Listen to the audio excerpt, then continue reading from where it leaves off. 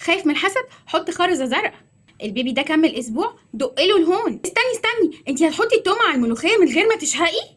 هي ايه الحاجات الغريبة دي؟ انا ندى وده ندى توكس. يلا نبدأ حلقتنا.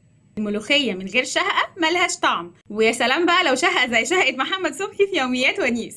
قبل ما احكي لك موضوع الشهقة، تعالى اكلمك عن الملوخية شوية. من ألذ واحلى الاكلات اللي بناكلها، بيحبوها الاطفال والصغيرين والكبار. نادرا جدا لما تلاقي حد ما بيحبش الملوخية، ورغم ان خضاره بيتزرع في كل حته، بس اللي متميزه بيها هي مصر. قصتنا مع الملوخيه بدات من ايام الهكسوس.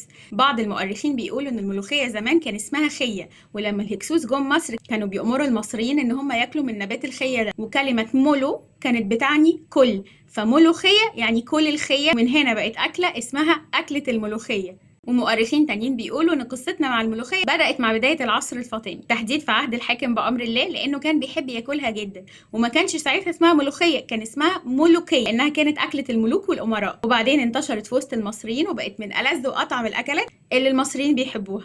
طب ايه قصة الشهقة اللي الملوخية من غيرها ما تنفعش؟ موضوع شهقة الملوخية ده ليه روايتين، هو الحقيقة ليه أكتر من رواية، بس الروايتين الأكثر تداول اللي أنا هحكيهم لك دلوقتي. أول رواية برضو بتبدأ معانا من العصر الفاطمي، زي ما قلت لكم إن الحاكم بأمر الله كان بيحب الملوخية جدا. في مرة من المرات الحاكم بأمر الله طلب من الطباخ بتاعه إن هو يحضر له طبق ملوخية، بس الطباخ اتأخر في تحضيرها، فأمر الحاكم بأمر الله بقتل الطباخ. دخل السياف على الطباخ في المطبخ وهو ماسك سيفه في إيديه. الطباخ اتفزع وشهق. معرفش بقى السياف قتل ولا لا، بس على حسب الروايه الحاكم بامر الله كل طبق الملوخيه ده وعجبته جدا، وقال ان دي من ألذ اطباق الملوخيه اللي كلها، وامر بعد كده ان مفيش ملوخيه تتعمل من غير شهقه. الحكاية التانية لشهقة الملوخية هي أسطورة المرأة الكروية. الأسطورة بتقول الستات الكروية كانت بتطبخ في باحة البيت، في المنطقة المكشوفة أو المفتوحة قدام البيت. فكانوا هما بيطبخوا، الطيور كانت بتتجمع حواليهم عشان الأكل، فكانت الستات وهي بتطبخ بتشهق عشان تخوف الطيور وما تقربش من الأكل، وارتبطت الشهقة بالذات بأكلة الملوخية. أنا ميالة أكتر لقصة الحاكم بأمر الله. في النهاية كلها حكايات جاية من جيل لجيل لجيل، والله أعلم هي حقيقة ولا خيال. وبرضه من الحاجات الغريبة عند المصريين إن إحنا عندنا شوية حاجات كده بنتشائم منها وحاجات بنتفائل بيها. زي إيه؟ زي دلق القهوة. أول ما تعمل فنجان قهوة ويقع منك، لو حد واقف جنبك هيقولك دلق القهوة خير، واتحداك حتى لو لوحدك ومحدش جنبك والقهوة اتدلقت برضه هتقول لنفسك ان دلق القهوة خير. بيقولك ان كان في واحد اسمه خير، وخير كان بيشتغل خادم في قصور احد الاغنياء، واستاذ خير كانت كل وظيفته هو يقدم القهوة للنبلاء والضيوف، وخدم في القصر ده سنين طويلة جدا. بس لما كبر في السن وبدأ يمرض، بقى كل ما يقدم القهوة للضيوف ايده تترعش والقهوة تتدلق منه. وكل ما سيد القصر يسأل ايه اللي حصل، مين اللي دلق القهوة، الضيوف يردوا ويقولوا دلق القهوة خير، اللي هو ايه؟ الخادم اللي بيقدم القهوة. تكرار العبارة اتنقلت من جيل لجيل، وبقت جملة دلق القهوة خير عبارة عن تعبير عن حادثة تبدو في الظاهر ان هي سيئة، بس في الحقيقة هو اصلها خير. وبرضه من العادات الغريبة جدا جدا عند المصريين هو الأربعين على المتوفي.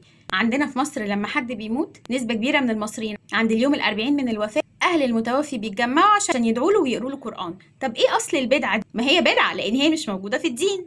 أصلها عند المصريين القدماء، وفيها روايتين. بيقولك بقى إن رقم 40 ارتبط بالتحنيط عند المصريين القدماء. المصريين القدماء كانوا بيحنطوا المتوفي، فكانوا بيحطوه في مواد التحنيط والملح لمدة 40 يوم علشان يجففوا الجثة ويحفظوها من الفساد. ومن أيام قدماء المصريين اتطورت العادة لحد ما وصلت إن اليوم ال40 للمتوفي الأهل والأصدقاء بيجتمعوا علشان يدعوا له ويقروا له قرآن. بس لازم نقول إنها بدعة مش موجودة في الدين. موضوع ال40 ده برضو ليه قصة وأسطورة. عارفين أسطورة الإله ست وأخوه أوزوريس؟ هبقى أعمل لكم عنها حلقة. الأسطورة دي فيما يخص ال40 يوم، يقال إن الإله ست لما قتل أخوه أوزوريس قطعه ال40 حتة، ومين اللي رجعه للحياة تاني؟ مراته إيزيس. عملت إيه إيزيس في أوزوريس؟ رجعته للحياة بعد 40 يوم من وفاته. دي قصة ال40 عند المصريين، قصة القدماء المصريين وقصة الأسطورة. ومن الحاجات برضو المصريين اللي بيتشائموا منها هي إيه؟ هي الشبشب المقلوب. أي أم هتلاقي شبشب مقلوب هتقول لولادها إيه؟ اعدلوا الشبشب كده غلط. هو الله أعلم هو غلط ولا لأ، والقصة دي ملهاش علاقة بقدماء المصريين. بالعكس لما دورت وراه اكتشفت إن القصة دي جديدة شوية. يقال إن الشبشب المقلوب بيجيب الفقر، وفي ناس تانية بتقول إنه بيستخدم في السحر. كل دي حكايات ملهاش أصل، بس إحنا لو بصينا لها من المنظور الأخلاقي مش من الآداب العامة إن إحنا نبقى قاعدين والشبشب مقلوب. إيه تاني عندنا غريب؟ دق الهون.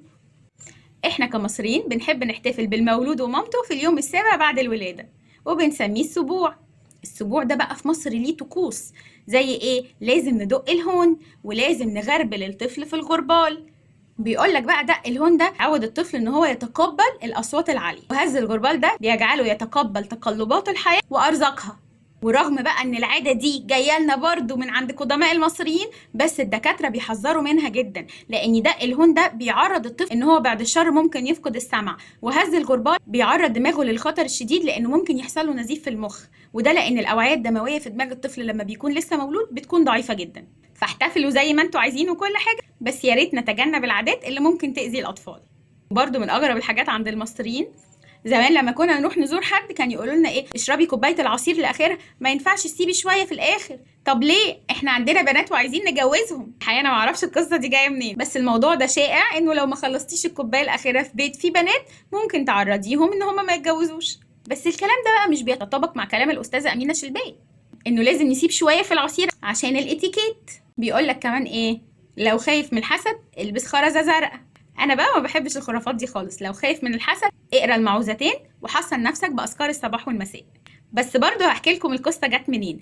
القصه جت من مش سامعه قدماء المصريين. بيقول لك بقى ان قصه الخرزه الزرقاء دي بدات من مصر القديمه، وبترمز لعين حورس اللي بتقي الانسان من الحسد والشر. طب وليه قدماء المصريين اختاروا الخرزه انها تبقى زرقاء؟ ان هم كانوا بيعتقدوا ان اللون الازرق ده لون قوي وبيمتص الطاقه السلبيه وبيعكسها بعيد عن الشخص اللي لابسها. اشمعنى حورس؟ الأسطورة بتقول إن كان في قتال ما بين الإله ست والإله حورس. ست لأنه شرير فقع عين حورس في المعركة اللي كانت دايرة ما بينهم، بس مين اللي انتصر في الآخر؟ الإله حورس، وعينه الزرقاء اللي اتفقعت دي أصبحت رمز للقوة والانتصار على الشر. أنا كده خلصت، أشوفكم على خير، باي باي.